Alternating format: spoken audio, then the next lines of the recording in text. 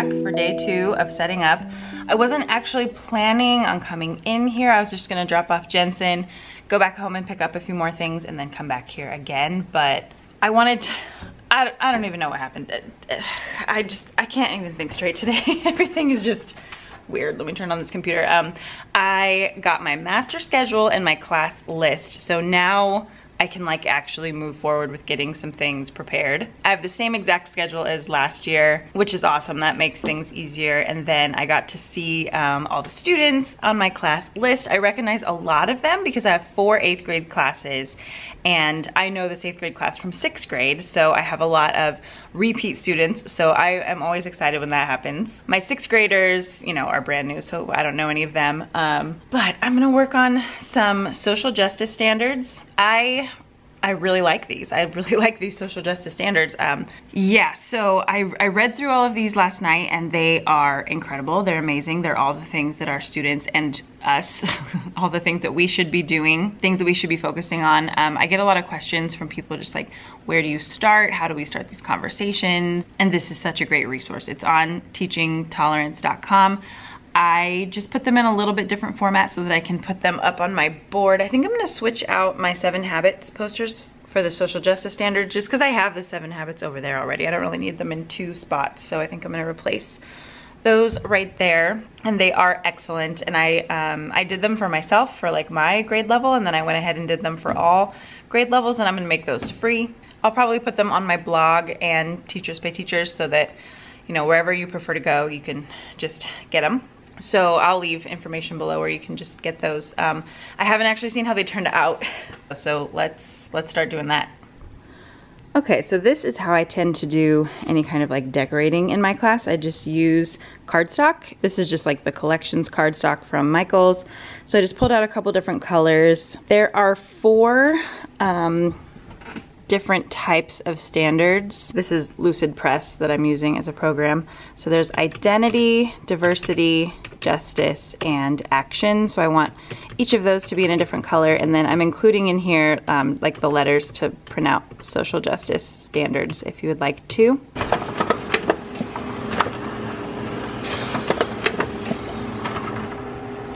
Okay. So here we have the identity standards. This one printed out a little bit strangely just because of my printer. I think I'm gonna redo this page. But these are even half sheets. So I'm gonna, I think, laminate these and then cut them in half and put them up here. So the rest of these look okay, but that right there is bugging me.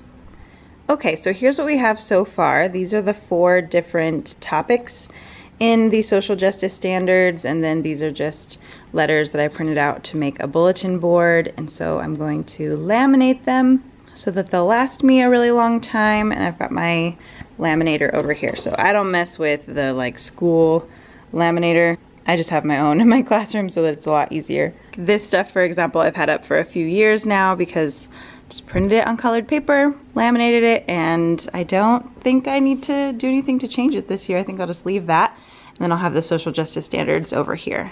Okay, I have a nice, beautiful stack of laminated paper over here. What I'm gonna do, I think, is find something to watch on Netflix while I cut those out. That's what I usually do when I'm in my classroom for these first couple days. But I also wanna show you these name tags that I made for my kids because they're so cute, but I can't show you any of their actual name tags. So I made one for myself. My camera is about to die, my battery. And I ran out of white paper, so I just did it on like light blue paper. So they look like this. So it has their period number and then this for my history students, and they're gonna fill in their name like colored in with their favorite color or favorite colors, and then I'll have different questions on the board about themselves that they can answer in these little boxes. And good morning, it's day 3 of coming into my classroom, and this is actually the last day that I'll be in here for a while because tomorrow and over the weekend they're like doing something with the floors so we can't come in, and then Monday they're using my room for like registration, and then Tuesday is the day we have to start as staff. So this is kind of it. This is like all I get here. So my camera died yesterday, but I did get a little bit done. This is what my room is looking like right now. I was very sad that my camera died so I couldn't record this process. But I did start organizing my bookshelf. Oh, and I did fix this one. I had to go get a hammer and then just make sure that this one was stable and everything. It was such a mess. So yeah, I like how this turned out. I just have a little like rainbow organization here. I feel like this is really the best way to organize because I don't have enough books to like separate them by genre or author or anything like that. This really isn't that many books. And students never really know like where to put them back. Like for a while I had like hardcover ones kind of in one area, and then like, I don't know, they were organized by like height and they would get shorter, but that didn't really work. But I feel like, you know, if you just put it back next to ones of the same color, that makes it easy. So I'm still working on that. I organized cupboards a little bit. Oh, this is the most exciting thing I did yesterday. I got all of these printed, laminated, and cut out while I watched Dear White People. I love that part of classroom setup, just like watching Netflix while you cut. So I'm gonna put these up today. They are gonna go right here. So I've gotta start working on that. I always like to start with whatever is the center and then just move out from there. So I think this will be a good center, and then these two will go on the other side. So I just use push pins to start, and then I'll staple these up when I'm sure that's how I like it. Another thing I can show you while I'm going through my cabinets, these are a mess, but I made these yesterday. I think I started to show you and then my camera died, but for all of my students, this is what I'm doing for like their first day of school name tags. So it has their first name, last name, they all have the period number, and then just like a little graphic depending on if they're my English or history classes. And so what I'm gonna have them do is color in their name, like whatever their favorite color is, whoops. And then I'll have 4 questions on the board for them to answer in these 4 rectangles. Just kind of the typical stuff, you know, like favorite food, favorite subject, and stuff like that. And I'm gonna ask them to keep these up on their desk. Oh, you can't see that, but they sit on their desk like this. Very easy. I'm not using those little clippy stands this year. I'm not laminating them or anything this year.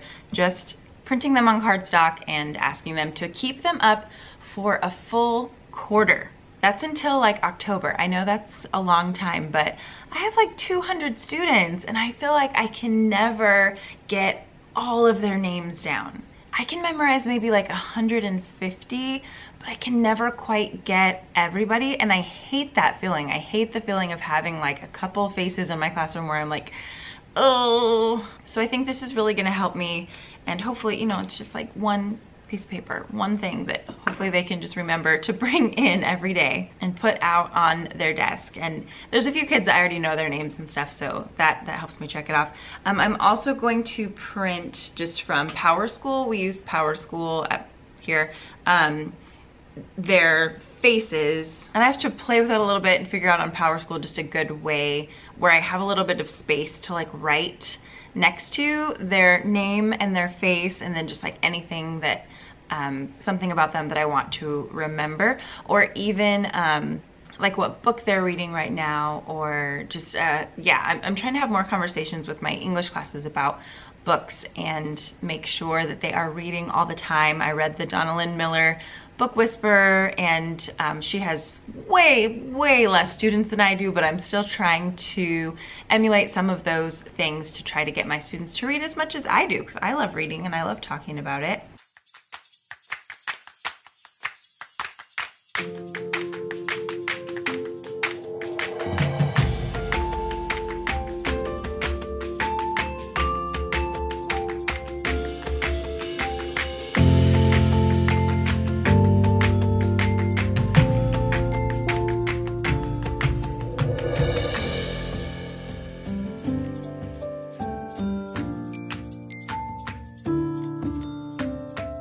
Okay, this was a little bit more difficult than I thought, but I like it so far. I want to put my letters up next.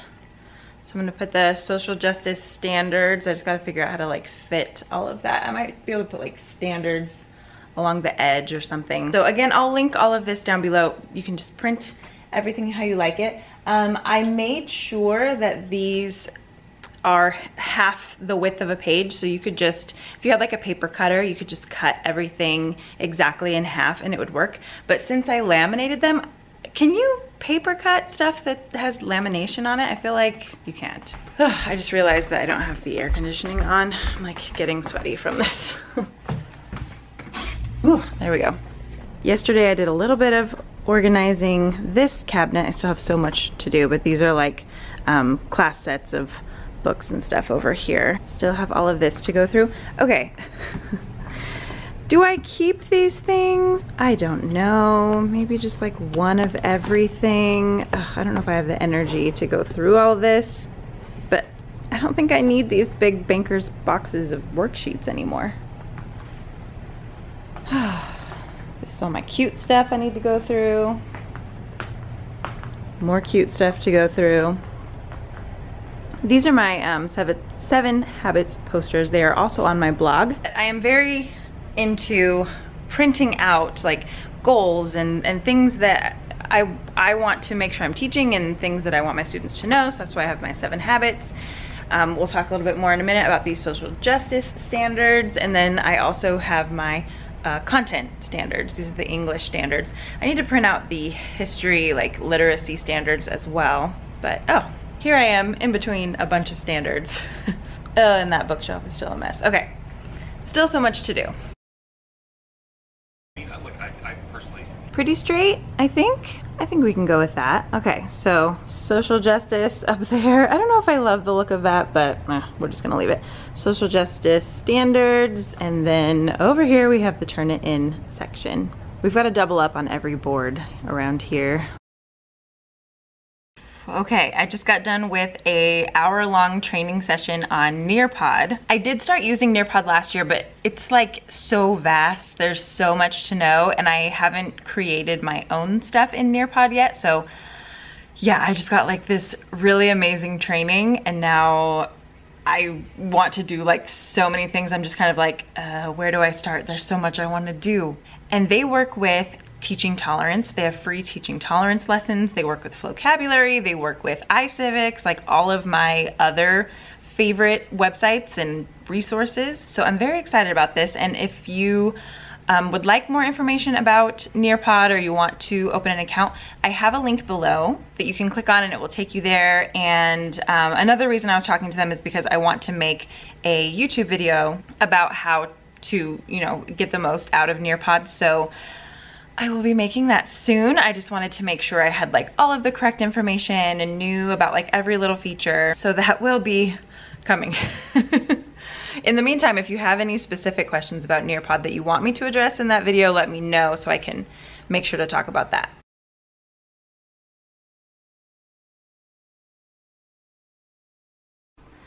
Okay, I just pulled everything out of this closet. At least I think I got everything. I don't know, there's probably still more. Just all this stuff that I need to go through.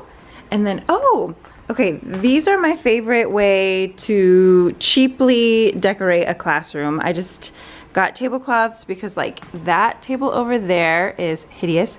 These over here like do not match. So when I just put these over, then they look a lot better, but they're kind of really dirty and wrinkled. So I think I'm gonna take these home and wash them, and if I'm really feeling it, iron them. I'm probably not feeling it. And then I found a bunch more stuff over here that I need to go through, and then I still have that whole section over there. So yeah, why does it feel like I am doing the opposite of making progress here? Oh, and I'm catching up on One Day at a Time because I love this show.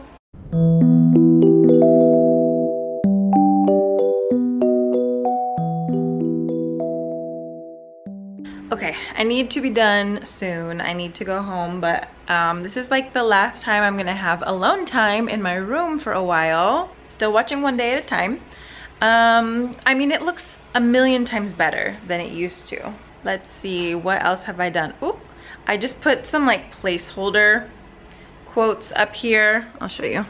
I'll put student work up here later, but for now, these are just some posters that I found. I think they were like Women's History Month quotes or something, so I just put those up. I'm taking my tablecloths home to wash them, so I didn't do very much over here. I just found a bunch of stuff in this closet that I forgot about, so I still need to go through these things. I need to set up my coffee station. That is very important. And then these little supply boxes, I need to go through those and set those out on the tables. So I'm assuming they're just gonna use like the front half of my room. So I cleaned off everything on the first 2 sets of tables. That's just my lunch over there. And now I just need to go through all the junk on this one length of table. So we have made progress. We have, that's good. There's still some stuff over here that I need to work on. I have my little welcome back sign. This is how kids check stuff out of my library. I put a little bit more in here. I think I can just close this for now. I just put my little schedule stuff up. I can't even remember how our schedule goes on the first day, but oh look, my nails match my little class period things, so yay. Oh, okay, and then these were some things that fell off. So this should say history 6, so I need to make a new history thing. And then I found the English, but I lost the 8, so I need to make an 8 thing. It goes up here. I don't know what I'm gonna do with that chair. Leave it out, I guess. This area is still a big mess, so I have to go through all of that stuff.